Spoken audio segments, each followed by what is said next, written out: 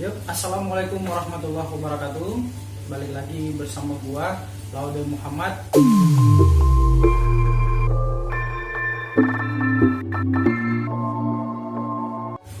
di channel Milenial Mistis yang berbicara mistis dengan alam milenial. Pada kesempatan kali ini gua ditemenin Sultan, kawan kita Sultan. Jadi salah satu subscriber di konten gua.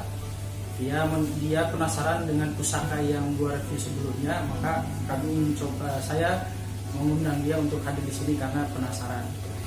Nah, pada kesempatan kali ini gua bakal mereview tentang dua pusaka, ya, dimana pusaka ini yang satu adalah badik, yang satu ini adalah semacam badik juga, tapi dia pusaka yang berbentuk lain. Oke, nih awal-awal pertama-tama saya akan mereview tentang badik dulu nih. Nah, bro, kebetulan lu kan orang Makassar nih ya. Jadi kan kebetulan nih, jadi setahu gua badik ini tuh senjata khas Bugis Makassar gitu ya. Jadi gimana nih kira-kira apa yang lu bisa jelasin ke gua tentang badik ini? Silakan, bro. Ya, badiknya itu saya tuh kurang paham juga soal badik. Saya buka ya. Ya, silakan. Makanya kenapa saya kesini biar bisa tanya-tanya lah soal ini.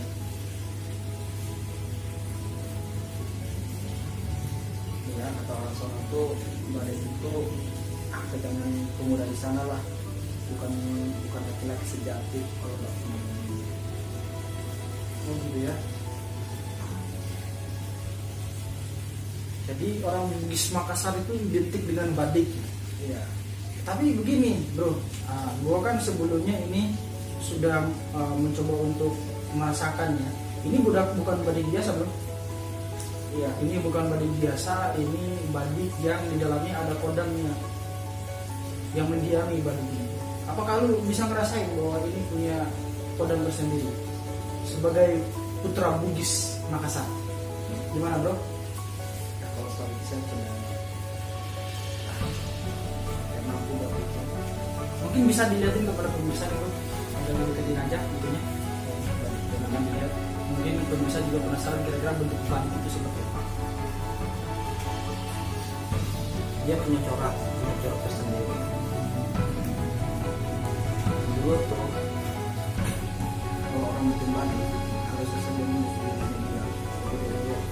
Nanti kalau pemilik badik ini, jadi nggak sembarangan orang buat sembarangan. Ini kalau boleh tahu nih, biasanya badik ini di daerah Bugis Makassar itu memang dipakai untuk niat dulu atau buat jaga-jaga, bro? Setahunya saya ini tuh buat jaga-jaga. Memang sih rata-rata anak orang itu punya begini.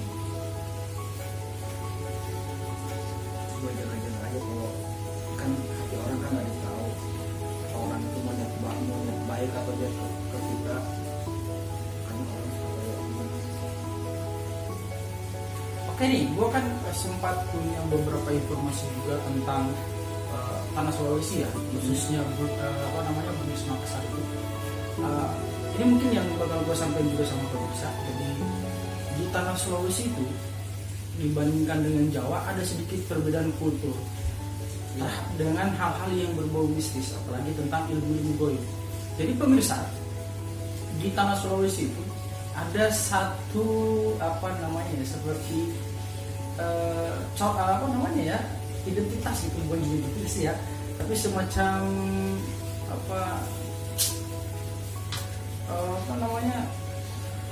gimana gitu, hal goib tersendiri gitu. Jadi ada, kalau bisa tahu mungkin ada namanya parakang gitu ya. Ya tahu ya. Harusnya kita nggak bisa asal sebut sih namanya gitu. Anggap saja itu ya. Jadi nanti selanjutnya saya tidak akan sebut lagi nama itu.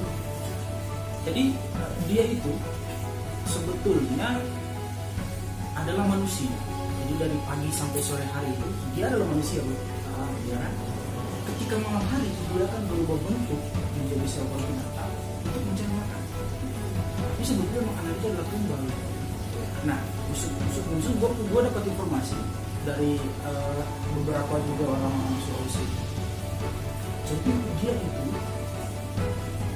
sebetulnya ada yang tidak sengaja. Jadi kayak gini, dia itu pengen dapat ilmu kebal, dia belajar ilmu kebal, minta ilmu kebal atau ilmu kekayaan. Ya. Tapi yang memberikan ilmu itu, jadi dia ngasih sepaket. Dia ngasih ilmu kebal, ilmu untuk juga bisa kaya, tapi sepaket dengan ilmu tadi itu konsekuensinya. Dan lebih parahnya lagi, ada yang malah ditipu. Jadi dia tahunya kalau ilmu itu untuk kebal dan untuk kekayaan, tapi ternyata buat itu dijebak seperti itu. Cuman kebanyakan sih ilmu itu ada karena sepaket tadi itu sebagai syarat bahwa dia biasa kayak gitu. Itu benar ya bro? Perjanjian, ada perjanjian gitu. Itu perjanjian. Kalau misalnya kalau dia mau misalnya kaya nih, harus apa yang lakuin atau haruskah dia sendiri atau dengan tempat dia minta ini gitu. Jadi biasa kalau yang dia ngelakuin sendiri, cuma dengan bantuan jin yang ilmu yang dia udah pelajari itu kan biasa ya apa namanya ya nanti jadi kayak gitu makan itu. Skip lah, jangan disebut nama itu, cukup mereka sudah tahu saja. Karena memang percaya nggak percaya, dan jika kita sebut nama itu, sebut mereka ya, mereka dengar dan bisa jadi mereka ada di sekitar sini seperti itu. Jadi kita hanya menjelaskan saja, tidak perlu mengundang mereka untuk datang ke sini. Terus yang gue dapat informasi lagi bahwa pun ketika dia mati, dia meninggal ya, itu tidak akan mati, akan diwariskan kepada keturunannya. Jadi tidak akan pernah putus. Aneh gitu. Bisa begitu. Atau mungkin itu sudah masuk dalam perjanjian tadi kan? Sulawesi itu ada setiap daerah kadang mungkin penyebutannya sama, cuma bentuknya beda. Ya gitu. Di Makassar atau Bugis itu kan mereka yang biasa mereka sebut seperti itu tuh kadang tuh yang apa? Kalau di sini biasa orang sebutnya itu kuyang. Oh kuyang. Yang kepala sama sekornya doang tuh. Iya betul. Itu di Bugis sama Makassar. Kalau di Sulawesi Tenggara beda lagi. Beda lagi ya. Dia kadang berbentuk binatang, hewan, cuman bentuk hewannya itu nggak normal gitu. Ada kelainan dan itu gampang sekali dilihat ini. Ya, itu kan gimana ya? Saya sih di luar hal-hal goib seperti itu, yang saya sayangkan kok bisa-bisanya gitu yang makhluk sempurna manusia yang diciptakan oleh Allah Subhanahu wa Ta'ala dengan melakukan perjanjian dengan jin, dia berubah menjadi binatang. Gimana gitu loh harkat martabat dirinya sebagai manusia gitu ya kan? Itu gitu. Nggak pernah mikir sampai di sana bahwa sebenarnya kita telah merendahkan dirinya sendiri ya kan? Harusnya kan kita sebagai makhluk ciptaan yang sempurna gitu harus juga memperlihatkan sikap yang sempurna gitu ya. Ini udah punya Tuhan yang ngapain harusnya ya. Terus juga ada ini mungkin karena gue mau konfirmasi juga sama Doi. Jadi gue juga dapat informasi kalau seumpama pada satu waktu ada ilmu yang aneh di dataran Sulawesi itu di Sulawesi. Jadi dia bro ya, ketika untuk mendapatkan ilmu itu dia tidak ada dalam mekanisme belajar. Kalau di Jawa kan biasanya orang ada dengan mekanisme bersemedi ke puasa 40 hari dan lain-lain. Nah ini dia cukup dengan keris itu ya, seperti di keris ya menurut saya ini balik. Jadi kita cabut ini. Matanya si pemuda tadi itu, katakan pemuda yang ini ya, matanya pemuda tadi itu ditusuk pakai ini, tapi nggak nyampe matanya. Nah ini dioleskan jeruk itu nanti mengalir sampai sini, terus cabai rawit, daun, pokoknya yang pedis-pedis itu dialirin dari sini ke matanya. Secara ilmiah ya, secara ilmu kesehatan gitu, itu otomatis masih buta. Tapi percaya pemirsa, dia tidak buta, malah mendapatkan kekuatan yang luar biasa. Iya. Tapi itu biasa ada jangkanya, nggak selamanya seperti itu. Kalau misalnya bertahan cuma 2 hari 3 hari gitu, Itu kejadian jin. ya di sana itu biasa orang bilang tuh ilmu beli, ilmu bisa beli gitu. Ternyata ada tanah Sulawesi juga kental ya dengan hal begitu ya. Ya, sampai sekarang kalau itu nggak bisa dipungkiri, dari dulu sampai sekarang itu masih ada hal. Gue juga orang Sulawesi bro, gue setamat SMA berangkat ke sini gitu ya, dari Jakarta. 2012 gue berangkat dari kampung itu di Sulawesi Tenggara sana, berangkat ke sini. Cuman pada saat gue berangkat itu gue belum ngerti tuh tentang hal mistis di sana. Gue dari salah satu daerah di Sulawesi juga. Jadi pada saat gue berangkat ke Jakarta itu umur gue itu masih tamat SMA. Nah di tamat umur segitu gue belum kenal tuh hal mistis kayak gitu. Nah dengar itu ketika udah di Jakarta. Iya. Saya dengar tentang kampung itu bahwa ilmu mistis itu seperti itu ketika sudah di Jakarta gitu. Anak gue berarti ya di sana ya. Ya gimana ya, gue udah di Jakarta udah 2015 berarti 8 tahun sekarang kan. Iya. Gitu. Makanya mungkin kultur gue juga udah sedikit berubah gitu. Secara pemikiran juga dan mengenai informasi tentang hal mistis. Iya. Tapi itu benar ya informasi yang gue bilang tadi ya. Ya, benar itu. Ada seperti itu banyak. Kayak itu biasakan kalau misalnya kita dari luar Sulawesi ini ke Pulau Sulawesi, kadang kita ditegur sama ibu, nggak tahu siapa lah, nggak dikenal, nanti suruh jaga bahasa tuh kalau udah masuk Sulawesi, karena gitu takut dites kita. Intinya gini pemirsa ya, kita nih sebagai milenial ataupun masyarakat luas yang ada di Indonesia ini, sekali lagi yang gua harus tekankan bahwa tidak ada manfaat sedikit pun ketika kita bersekutu sama jin. Itu sudah pasti. Ada satu cerita ya. Jadi pemirsa tahu jenglot ya? Jenglot itu sebetulnya adalah manusia yang ketika dia meninggal itu tidak diterima tanah, tidak diterima bumi. Karena ketika meninggal ilmu yang dia punya itu, perjanjian dengan jin dan lain-lain itu tidak dilepaskan terus. Makanya dia menyusut. Dan di tanah Sulawesi itu banyak seperti itu. Ya banyak Jenglot itu. Banyak jenisnya juga. Banyak jenisnya. Ada yang matanya merah, ada yang tertutup kain. Pokoknya banyak lah, berapa jenis di sana Sulawesi.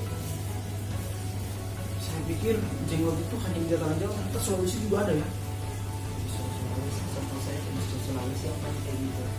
Justru Sulawesi. Iya. Mungkin tingkat keilmuannya lebih juga kan. Jadi pada saat mati itu bisa diterima langsung terima bumi. Jadi dia terus ke abang-abang terus gitu. Ya kalau orang sana tahunya orang sana tahu seperti itu. Jadi semakin mengecil, kadang bisa jadi burung. Gitu. Oke pemirsa nih, kan kita terlalu jauh ya ngobrol ya, sampai lupa kalau seumpama hari ini gua coba untuk mereview ditemani dengan saudara Sultan. Gua bakal coba untuk men-share juga merasakan kira-kira kodam apa yang ada dalam pusaka ini saya. Ya saudara Sultan ya. Jadi tadi saudara Sultan melihat dan ini saya coba untuk merasakan dan untuk memberitahu kepada pemirsa apa kira-kira kodam yang ada.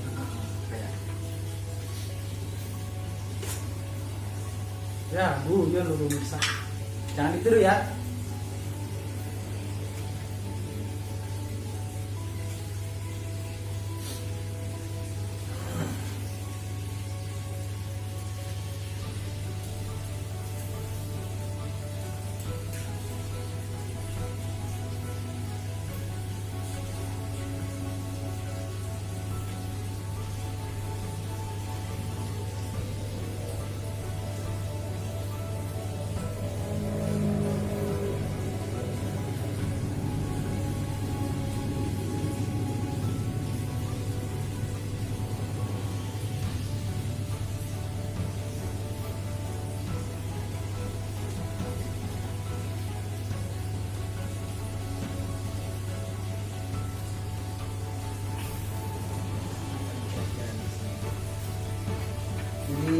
pemirsa, baru saja saya menerawang yang merasakan kodam yang ada di Badik ini.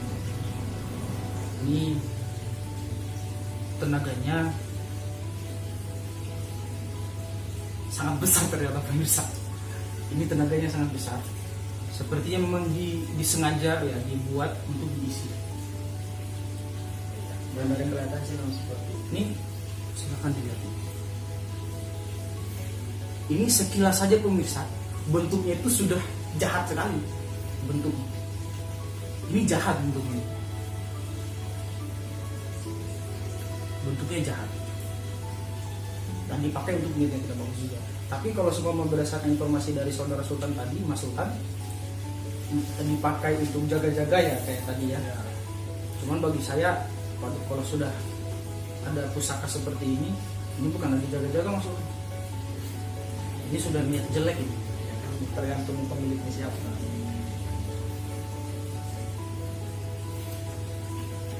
Ya kalau pemiliknya itu ya niatnya baik ya pasti tujuannya baik juga, tapi kalau niatnya bisa tidak baik ya otomatis tidak itu yang dikualifikasi.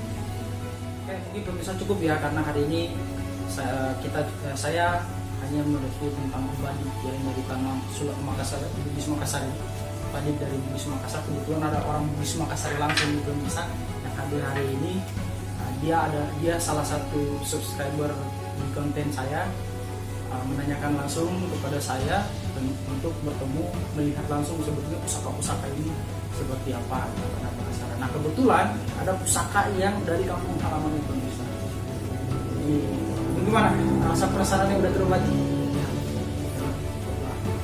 Kami jangan diminta Mas Tan ini pusakanya, soalnya ini pusaka tangan bertuan ini Mas Tan. Ini bukan hanya saya juga soalnya ya. Ini pusaka goib ini nggak bertuan soalnya. Siapa tahu kan? Saya ragu takut kan. Ya kalau jodoh dia akan milih Mas Sultan. Ya. Oke, ya pemirsa ya, cukup sekian hari ini. Terima kasih sudah nonton. Wassalamualaikum warahmatullahi wabarakatuh.